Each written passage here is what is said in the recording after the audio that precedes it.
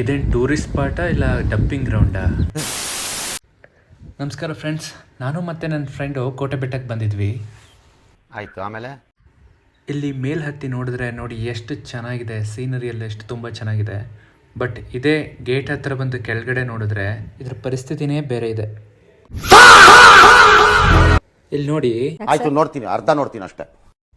ಇಷ್ಟೊಂದು ಸುಂದರವಾಗಿರೋ ಜಾಗ ಎಷ್ಟು ಹಾಳಾಗಿ ಹೋಗಿದೆ ನೋಡಿ. ಇಲ್ಲಿ ಈ ಮೂಲೆಯಿಂದ ಆ ಮೂಲೆವರೆಗೂ ಎಲ್ಲಿ ನೋಡಿದ್ರು ಬರೀ ಪ್ಲಾಸ್ಟಿಕ್ಕು, ಪೇಪರು, ವಾಟರ್ ಬಾಟ್ಲ್ಗಳು, ಜ್ಯೂಸ್ ಬಾಟ್ಲ್ಗಳು, ರ್ಯಾಪರ್ಸ್ಗಳು ಬರೀ ಇದೆ.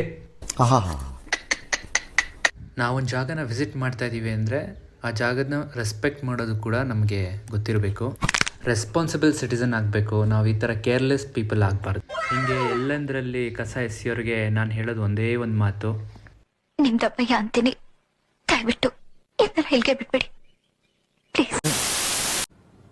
ಅರ್ಥ ಆಯ್ತು ಅನ್ಸುತ್ತೆ.